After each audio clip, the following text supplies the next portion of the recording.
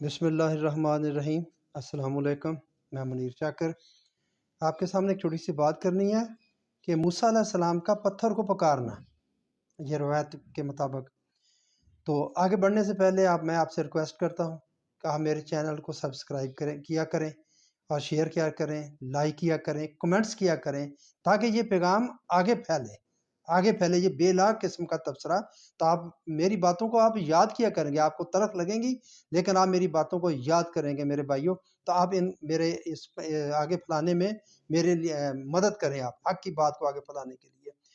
حضرت ابو ہریرہ رضی اللہ تعالیٰ عنہ نبی صلی اللہ علیہ وآلہ وسلم سے روایت کرتے ہیں کہ آپ صلی اللہ علیہ وآلہ وسلم نے فرمایا، بنی اسرائیل برہنہ غسل کرتے تھے، ایک دوسرے کی طرف دیکھا جاتا تھا اور موسیٰ علیہ السلام تنہا غسل کیا کرتے تھے، یعنی کہ وہ برہنہ نہیں کرتے تھے۔ تو بنی اسرائیل نے کہا کہ واللہ موسیٰ کو ہم لوگوں کے ہمراہ غسل کرنے سے سوائے اس کے کچھ مانے نہیں کہ وہ فتق میں مبتلا ہے، کوئی بیماری ہے جس کے ظاہرہ نشان کا پتہ چلتا ہے۔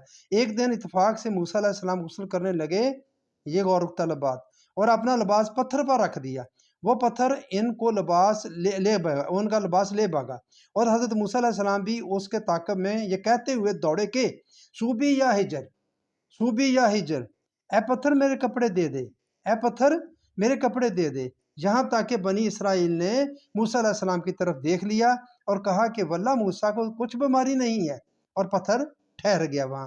موسیٰ نے اپنا لباس لے لیا اور پتھر کو مارنے لگے۔ ابو ہریرہ رضی اللہ تعالیٰ عنہ کہتے ہیں کہ خدا کی قسم، حضرت موسیٰ علیہ السلام کی پتھر پر مار سے 6 یا 7 نشان اب تک باقی ہیں۔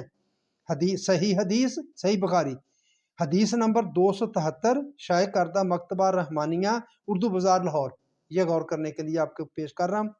پتھر کے بنے ہوئے بتوں کو پکارنا شرک ہے، یہاں نبی پتھر کو پکار رہا ہے، پھر پتھر نہ سن سکتے ہیں، نہ دیکھ سکتے ہیں، نہ بول سکتے ہیں، نہ حرکت کر سکتے ہیں۔ ازل سے اب تک پتھروں کے بارے اللہ کا یہی دستور، یہی سنت چلی آ رہی ہے، چلا آ رہا ہے۔ اللہ کا دستور آپ کے سامنے ہے صدیوں سے۔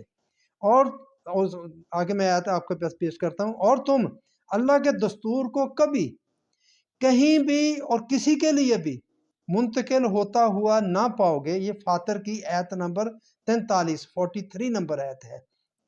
آپ اس تفسیر کو بار بار پڑھیے اور سوچئے کہ کیا یہ رسول اللہ صلی اللہ علیہ وآلہ وسلم کی ارشاد فرمودہ تفسیر ہو سکتی ہے؟ بس یہ سوال میں آپ کے سامنے رکھے جا رہا ہوں۔